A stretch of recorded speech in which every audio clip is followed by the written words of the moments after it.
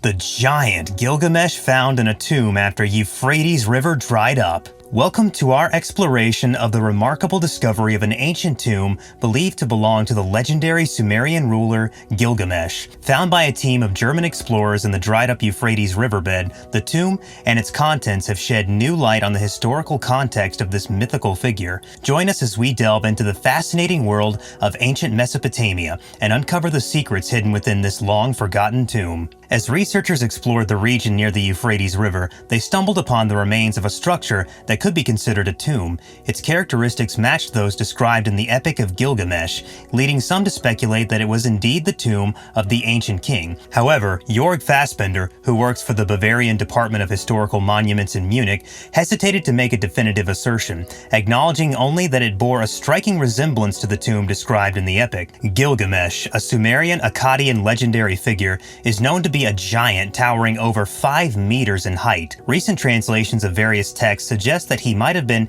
an actual historical person, and the 5th ruler of the first dynasty of Uruk in Sumer. It is believed that he was defiled after his demise. In a rather bizarre discovery, an email requesting documents regarding the Gilgamesh resurrection chamber, as well as the burial location of both Gilgamesh and the Nephilim, was found on the U.S. State Department website under the Freedom of Information Act section. This email, numbered F-2019-02110, can be located on page 470 of the department's FOIA log for 2018. What could be the reason for the U.S. State Department to include a message seeking information about the resurrection of Gilgamesh and the burial location of the Nephilim? What would be the outcome if the supposed discovery of an ancient tomb were confirmed? The unearthing of the ancient metropolis of Uruk has shed new illumination on the historical context encompassing the mythic Sumerian ruler and his entombment. Gilgamesh, the 5th ruler of Uruk, is an immensely respected figure in ancient Mesopotamian folklore and is viewed as a demigod or god king in numerous stories and epics featuring him. He is also believed to have played a role in the afterlife as a judge of the deceased in the underworld and is described as the master of animals. His fables and legends have been passed down over centuries and have inspired numerous literary works and archaeological findings. As per the Epic of Gilgamesh, a gathering of engraved dirt tablets, Gilgamesh was entombed underneath the Euphrates stream in a mausoleum that was developed when the waterway's waters separated after his downfall. The epic poem from Mesopotamia is one of the oldest surviving literary works, with the plates and archives dating back to 2100 BC. A team of German explorers made an exciting discovery by analyzing the soil and creating a magnetogram to digitally map the area. This innovative technology allowed them to cover a vast expanse of land, over 100 hectares. The voyagers were surprised to find structures that firmly paired with the ones depicted in the Epic of Gilgamesh, like houses, gardens, and fields. They also found an elaborate canal system, which transformed the city into a water oasis amidst the desert, demonstrating a highly advanced civilization. During an interview, Mr. Fassbender revealed that his team found the remains of a structure just outside the city in the former Euphrates Riverbed, which they interpreted as a funerary building. He refrained from confirming that it was the tomb of King Gilgamesh, but he noted the remarkable resemblance to the description in the epic. The annihilation of Gilgamesh has been generally chronicled in the obsolete Sumerian work, The Death of Gilgamesh.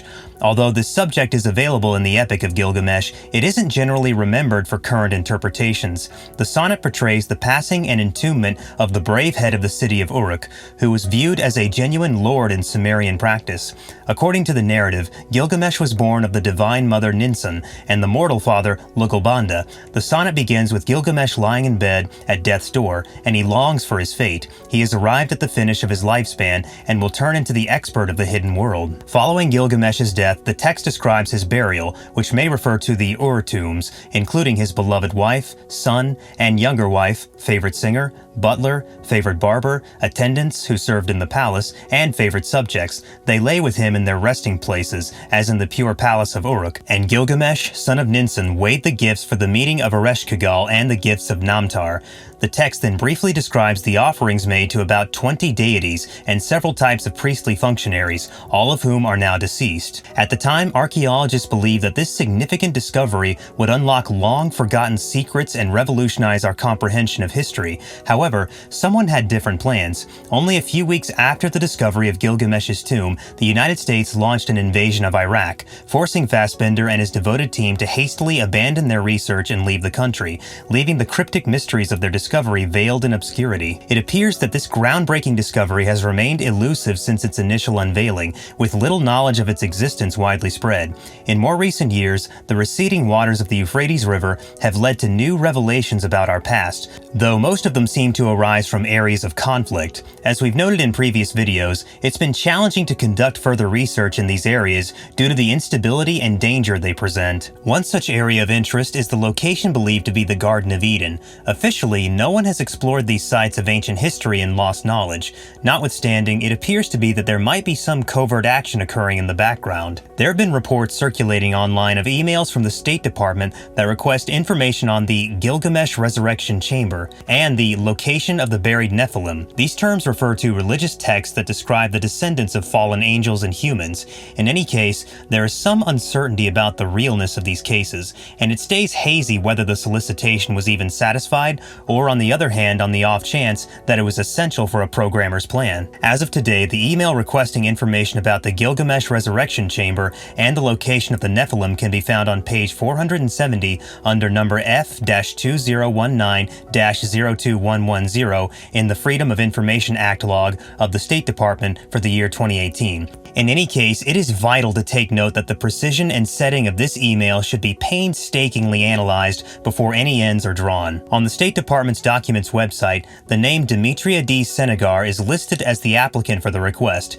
Unfortunately, a search of this name online yields thousands of results, making it impossible to obtain any meaningful information about this individual. It is possible that this name is a pseudonym used by someone else. There has been speculation that the email may be a cryptic message in which Gilgamesh is a code name for something else entirely. Additionally, the meaning of the buried Nephilim is not clear, and it is unlikely that a message with such a title would be used to conceal a code name. This brings up issues about the real essence of email and its motivation. The Nephilim are a gathering of creatures referenced in different old texts, accepted to be heavenly messengers who defied God and decided to make their home on Earth with human ladies. This brought about the introduction of Goliaths, who were depicted in the Book of Beginning as strong men who were of old, men who became renowned.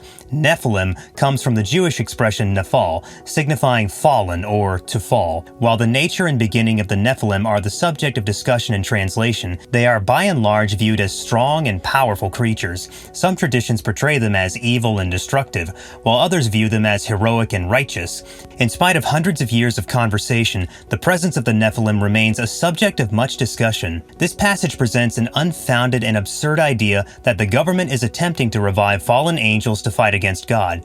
There is no trustworthy, logical, or strict reason for this case, and it misses the mark on substantial proof to help it. According to this theory, CERN's dark matter research is part of this effort to awaken the beast, but this notion is also without any reliable sources or evidence. In 2003, it appeared like we were near the precarious edge of a progressive disclosure that would essentially change how we might interpret mankind's set of experiences. In any case, 20 years have passed, and it seems like this potential revelation has been forgotten by a large number of people. Nevertheless, some individuals still show interest in this discovery. If someone is seeking the location of the resurrection chamber, it is unlikely that they can find it by searching for Gilgamesh and the Nephilim, since their whereabouts have likely changed since 2003, and a simple internet search will not reveal this information.